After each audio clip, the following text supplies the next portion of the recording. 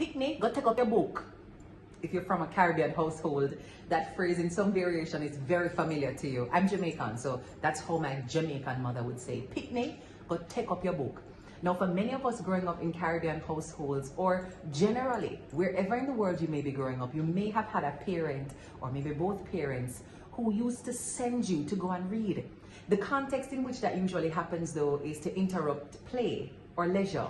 And so we would have interpreted that, go and read, as punishment, as something to do instead of what you actually wanted to do, or relating it, of course, to homework. So reading for some children may not feel fun, but for me, it has been a gateway to productivity and growth.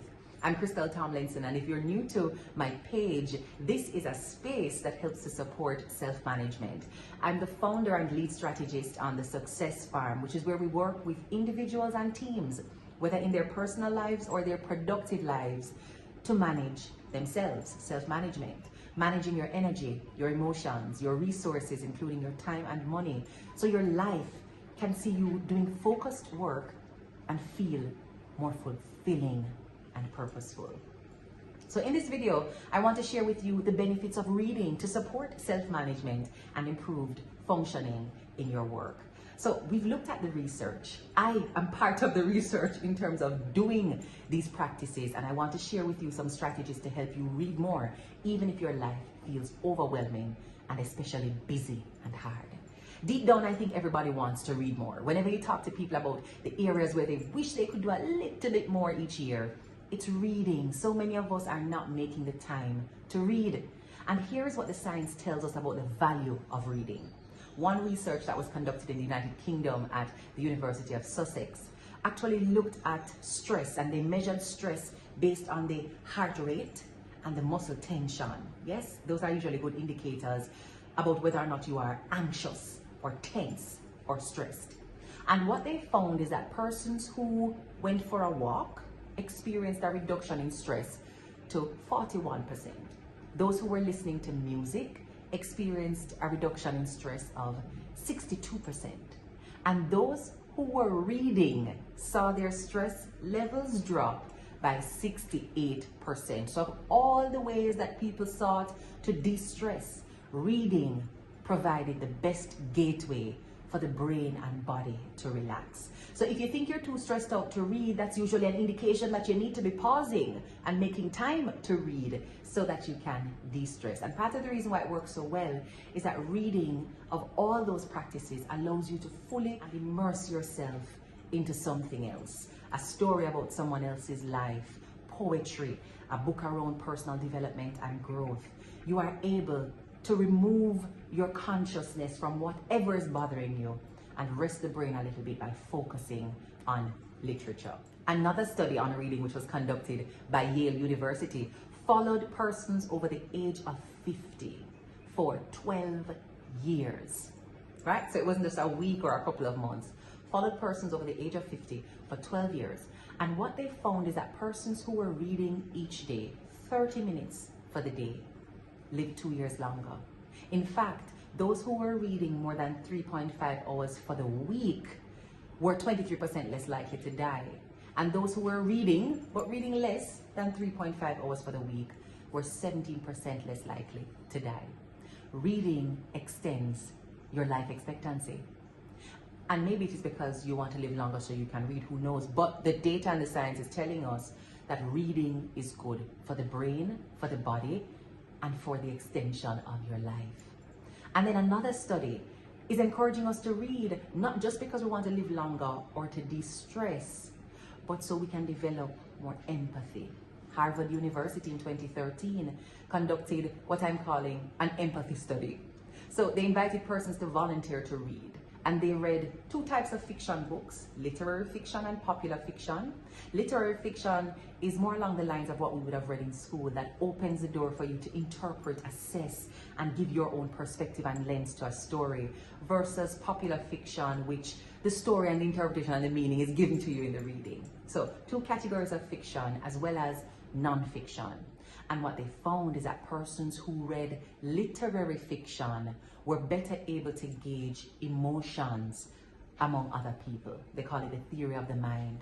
So as they were reading content and interpreting the emotion, the meaning, the concerns, the feelings of the characters, in essence, developing a character in their mind while they read, it improved their ability to read real-life emotions from facial cues, tonality, body language in other people. So it helps you to be a better human, a less stressed human, a human who lives longer, but also a better human in your ability to relate well to other people. And then of course we know the benefits of reading around expanding your vocabulary, introducing you to new words, new cultures, new ways of doing things, new philosophies, creativity of course being expanded the more widely you read. So if you need any more data than that, I really can't help you. But I think you know enough now to reaffirm what you've always felt, that it is important to go take up your book. Again, the Jamaican in me. So what can you do to read more? There are some strategies that you can employ, but it depends on your own realities and how your time is laid up. I'll tell you what I do. I have carved out reading time as part of my rising ritual. So I start my morning with a section of my morning cut out for reading. I call it good gas in. So I'm pouring good and new and refreshing, energizing information in through reading. Sometimes I use podcasts and audiobooks to get that done, but primarily physical books. As you can tell, be loving the books, I prefer to pick up a book. So what I would ask you to first do is to look at your day and identify, where would I be able to actually read? If I wanted to read and I got serious about reading, what would be the best possible time for me to read based on what's going on in my day, what I know is coming up, what my energy is like? Am I more energetic in the morning or in the evening? Where's the best time, place for me to read? And carve that time out. Protect that time. The second thing I want to encourage you to do is to set a reading goal. Do you want to read one book a week, one book a month? Do you want to read 4 books for the quarter? Do you want to read 24 books for the year? Do you want to read 30 minutes a day? Do you want to read 10 pages a day? You have the flexibility on this one, but set a reading goal so you have something to aspire towards, something to work towards every time you take up a book. The third strategy is to use technology to support this habit and the need to consistently be expanding the mind with new information. How do I do that? Mentioned it earlier, podcasts and audiobooks. So because I'm not the kind of person who, even if I'm in the back seat, you're driving me and I take up a book and I read while we're in transit, motion sickness would get the better of me. So I depend on audiobooks. So even if I am the driver, the audiobook is playing in the background through the car stereo. You can use audiobooks. Audiobooks help me when I'm cleaning to still do my reading, when I'm cooking to still do my reading, when I'm getting my hair done to still do my reading. So use technology to support this reading habit that you're trying to develop. And the final tip here is community. Join a book club. On the Harvest Hub, which is our group coaching program, inside the Harvest Hub, we have a book club and we recommend a book for the month, and we have a monthly book club check-in to review the book, what we've learned from it. But most importantly, and this is what causes our readers and our success farmers to be focused, most importantly, after we reflect, we have to extract a core principle and commit to applying that to our lives moving forward. So whether it's a habit we're going to introduce, a philosophy, a way of thinking, a way of speaking, pull something from the book and plant it in your life. So if you're looking for a book club, join the Harvest Hub before we close. And if we're closed, join our waiting list. I'll put the link in the description bar below. But read more, read widely, read deliberately and on purpose. It is part of improving your quality of life. The data tells us that, and our gut instinct tells us that we should be doing more of it too.